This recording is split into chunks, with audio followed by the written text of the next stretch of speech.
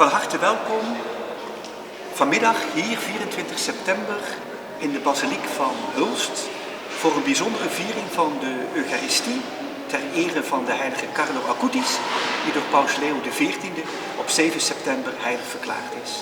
Deze jonge heilige, nog slechts enkele weken heilig, maar ook jong van leeftijd, omdat hij op 15-jarige leeftijd gestorven is. Hij heeft zich ontzettend ingezet voor de verering van de Eucharistische wonderen. Is diep geraakt door de Eucharistie. Vroeg op jonge leeftijd al of hij zijn eerste heilige communie mocht doen. En zette zich ontzettend in ook voor de kwetsbare medemens. We mogen op zijn voorspraak de Eucharistie vieren. Daarna mogen we luisteren naar een boeiend getuigenis van collega Fredi Hagendoorn van de Lieve Vrouwenprogramma Bergen op Zoom, die bij zijn heiligverklaring aanwezig is geweest. En aan het einde van de viering mag ik ook de zegen geven met de reliek van Carlo Acutis.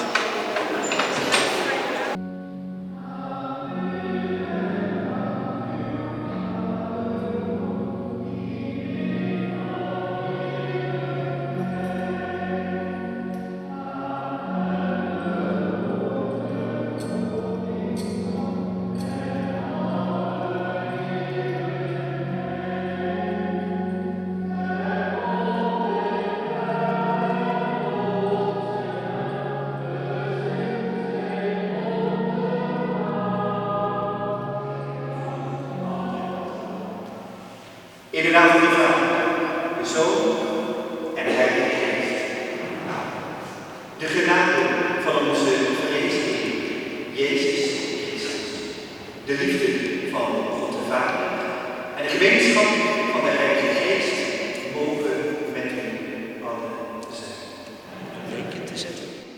En op de altaarstafel staat de reliek van de heilige Carlo Acutis, die de parochie van Bergen op Zoom rijk is, maar die graag een tour maakt door ons bisdom in de goede zin van het woord. Het bijzondere van een reliek is altijd dat je daardoor nog meer dan anders de heilige tastbaar in je midden mag hebben. Dat is de hele diepe betekenis van de reliek.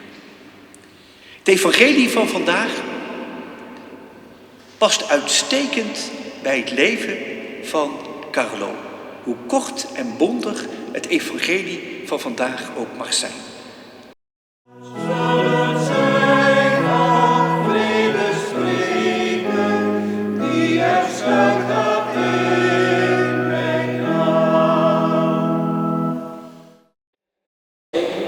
Van onze Heer Jezus Christus, volgens Lucas. In die tijd kwam zijn moeder met zijn broeders bij Jezus, maar vanwege de menigte konden zij hem niet bereiken. Men liet hem dus weten: uw moeder en uw broeders staan buiten en willen u spreken. Maar hij gaf hen ten antwoord: mijn moeder en mijn broeders zijn zij die het woord van God horen en er naar handelen. Woord van de Heer.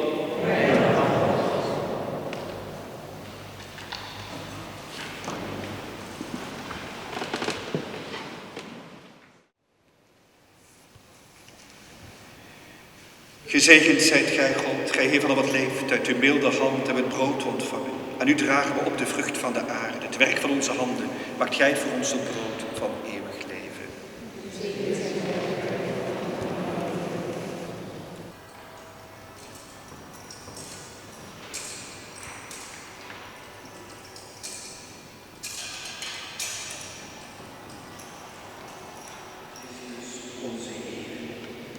Toen hij werd overgeleverd en vrijwillig zijn lijden op zich nam hij het brood, sprak de dankzegging uit, brak het en gaf het zijn leerlingen met deze woorden: neemt en eet hiervan, gij allen, want dit is mijn lichaam dat voor u gegeven wordt.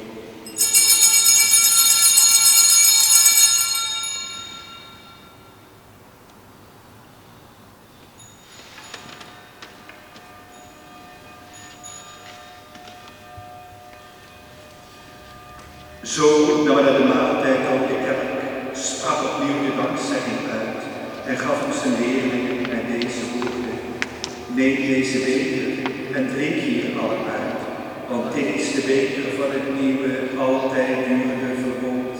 Dit is mijn bloed, dat voor u en alle mensen wordt vergoten, tot vergeving van de zonde. Blijf dit doen om mij te gedenken.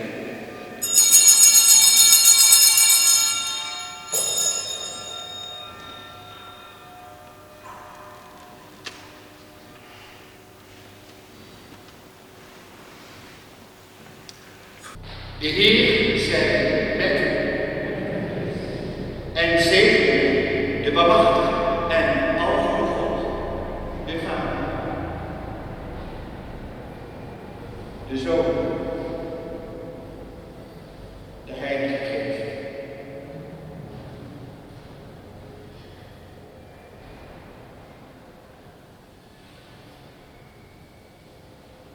Gaan wij alle even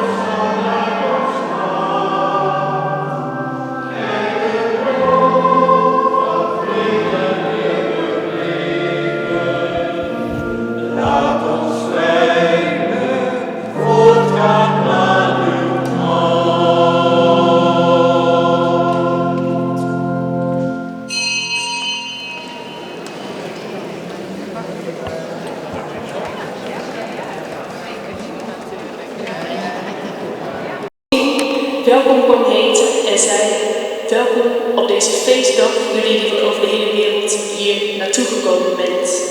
En aan de Sint-Pieter hingen tussen de beelden van Petrus en Paulus aan de ene kant Pier Frassati en aan de andere kant Carlo Acutis.